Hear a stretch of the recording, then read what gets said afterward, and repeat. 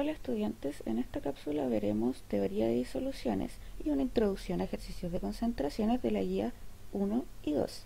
Antes de realizar estos ejercicios debemos conocer términos y conceptos que aparecen en ellos mismos, como el porcentaje de masa-masa, solvente, porcentaje volumen-volumen, disolución, entre otros. Así que primero vamos a hacer un pequeño repasito.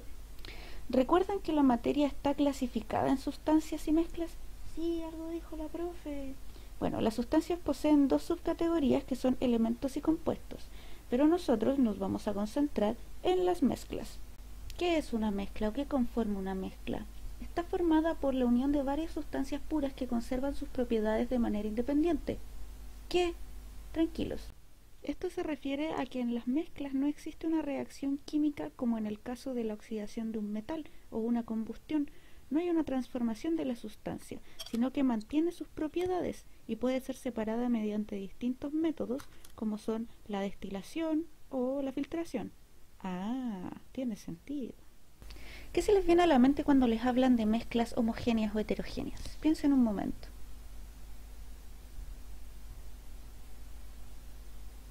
Bueno, en las mezclas heterogéneas los componentes están distribuidos de tal forma que se pueden distinguir estos dos componentes, por ejemplo el agua y el aceite. En las mezclas homogéneas los componentes se distribuyen de tal forma que no se distinguen como una sola fase. Por ejemplo, cuando te vas a hacer un examen de sangre, en la jeringa tú puedes ver una sola fase, pese a que la sangre tenga varios componentes. Viéndolo así, las mezclas homogéneas también se conocen como disoluciones. Las disoluciones tienen solutos y solventes o solutos y disolventes. El soluto es el componente minoritario y el solvente es el componente mayoritario. Ah, soluto, solvente, disolución, no entiendo nada. La verdad es que no es complejo, solamente hay que aprender a distinguir. Por ejemplo, en nuestra vida cotidiana está lleno de disoluciones, en el tecito que nos tomamos o en ese jugo en polvo matadiabéticos de 200 pesos del supermercado, o también puede ser en la bebida que nos servimos, que no tiene solamente componentes líquidos, sino también gaseosos. Sí, las disoluciones también pueden ser gaseosas. En la vida cotidiana están, solo hace falta darnos cuenta de que están. Así, como había mencionado antes, las disoluciones tienen solutos y solventes. Por ejemplo, pensemos en un soluto podría ser el jugo en polvo matadiabético de 200 pesos del supermercado y un solvente podría ser el agua. Si yo mezclo el jugo en polvo con el agua, me va a dar el jugo clásico. Ese juguito es la solución o disolución. El soluto y el solvente dan como resultado la solución. Recuerden que el soluto es el componente minoritario y que el solvente es el componente mayoritario. El agua, por ejemplo, es el solvente universal. Permite disolver un montón de sustancias orgánicas e inorgánicas que son indispensables para el desarrollo de ecosistemas y la vida misma. Existen tipos de soluciones, la insaturada, saturada y sobresaturada. En el caso de la solución insaturada hay poca cantidad de soluto disuelto, es decir, el solvente o disolvente puede seguir disolviendo. Si le sigues echando soluto, va a llegar un punto en que se va a saturar. ¿Qué significa que esté saturada? Es que al más mínimo soluto extra que tú le eches, se va a sobresaturar. Una sobresaturación muy habitual que hemos visto es cuando un ser querido le echa y le echa y le echa azúcar al té y uno queda como, te vas a morir, te quiero mucho, por favor detente. Y ahí se puede distinguir que el agua ya no puede seguir disolviendo el azúcar, pero le siguen echando azúcar. ¿De qué depende la capacidad de disolverse? De la solubilidad. Eso es la solubilidad, es la capacidad que tiene una sustancia de disolverse en el disolvente. Bueno, hay factores que afectan la solubilidad. El primero es las propiedades de los componentes. Por ejemplo, el agua y el aceite no se mezclan porque uno tiene propiedades polares y el otro apolar. A eso se refiere con propiedades de los componentes. El segundo es la presión. En el caso de los gases, la presión afecta su solubilidad a una temperatura constante, como dice la ley de Henry. Es decir, la concentración del gas disuelto es igual a una constante de Henry por la presión del gas. Un ejemplo de esto es la coca loca. Se cierra a presión elevada, es decir, tengo más probabilidades de que mi gas se disuelva en el líquido a alta presión. Cuando yo saco la tapa, el gas sale disparado. Bueno, otro factor que afecta a la solubilidad es la temperatura. Como podemos ver en el siguiente gráfico, se ve que al aumentar la temperatura, la solubilidad de la mayoría de los compuestos también aumenta. A algunos no les pasa nada. Bueno, ya podemos empezar a resolver. No, nos faltan las concentraciones físicas. Ustedes dirán, ¿pero para qué sirven? La verdad son bastante útiles. Por ejemplo, si distinguiéramos que los distintos volúmenes de agua oxigenada se refiere a la concentración de peróxido que tienen, no ocuparíamos volúmenes tan altos, no sé, para decolorarnos el pelo y así evitaríamos ciertos accidentes. O si supiéramos la concentración que contienen las bebidas alcohólicas dependiendo de su grado, no tomaríamos bebidas alcohólicas como si fueran agua, porque podríamos caer en un coma etílico. Dentro de las concentraciones físicas existe el porcentaje masa-masa. ¿Qué es el porcentaje masa-masa? Son los gramos de soluto en 100 gramos de disolución. Y eso tiene una fórmula que es el porcentaje masa-masa va a ser igual a la masa del soluto partido en la masa de la solución por 100. Está también el porcentaje volumen-volumen, el cual es muy parecido al masa-masa con la diferencia que está en ml.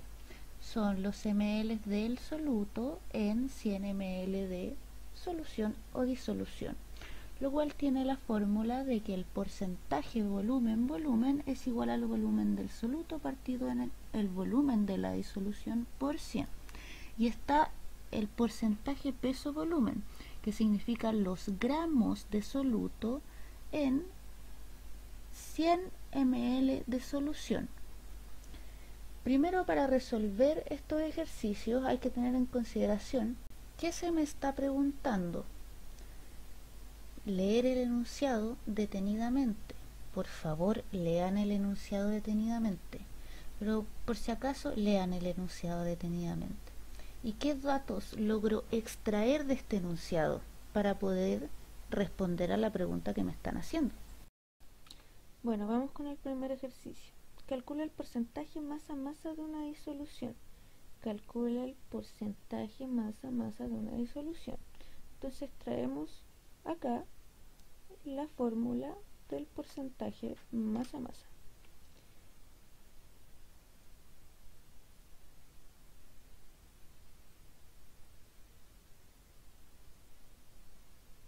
Ahora, podemos rellenar los datos. Nos dan el soluto, nos dan la solución. Calcula el porcentaje masa-masa de una disolución si en 500 gramos de ella. ¿Quién es ella? La disolución. Entonces 500 gramos de disolución. Anoto mis datos. Luego hay que ver si están los datos del soluto. Y si están, dice hay 15 gramos de soluto. Luego hay que reemplazar y resolver el ejercicio. Me queda que el porcentaje masa-masa es igual a 3%. 3% de masa-masa. El siguiente ejercicio dice, ¿qué porcentaje volumen-volumen tiene un jugo de frutas de 400 ml que fue preparado disolviendo 50 ml de filtrado de frutas en agua? Porcentaje volumen-volumen. Entonces anotamos la fórmula del porcentaje volumen-volumen. Ahora debemos reconocer cuál es el soluto y cuál es la solución. Recuerden que el agua es disolvente.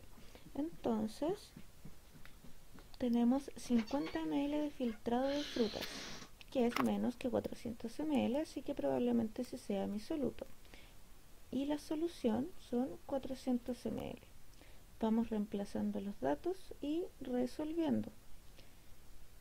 Entonces, nuestro porcentaje volumen-volumen será 12,5. el porcentaje volumen-volumen es 12,5. Ahora, el siguiente enunciado dice: una muestra de 5 ml de sangre contiene 0,00812 gramos de glucosa. Calcula el porcentaje masa-volumen de la muestra. Entonces tengo que traer la fórmula de masa-volumen, la cual me dice que son gramos de soluto partido en ml de solución. Ahora, ¿qué me dice el enunciado? Que hay 0,00812 gramos de glucosa. ¿No será muy poco? Quizás sea el soluto. Entonces, si la glucosa es mi soluto, la sangre va a ser mi solvente. Así que anotamos los datos para luego poder reemplazarlos en la fórmula.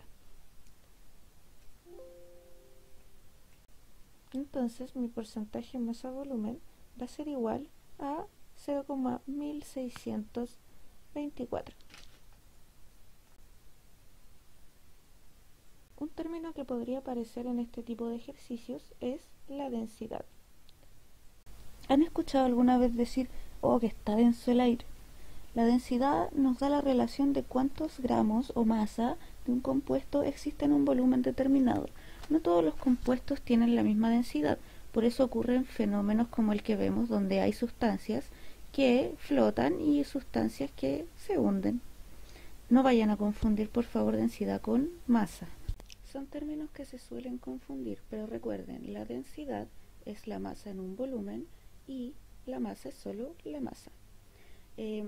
Si tienen alguna duda, pueden retroceder el video, volver a ver la parte que no les quedó clara o escribirme a mi correo en caso de cualquier duda del contenido de las guías. Eso, ojalá les haya servido.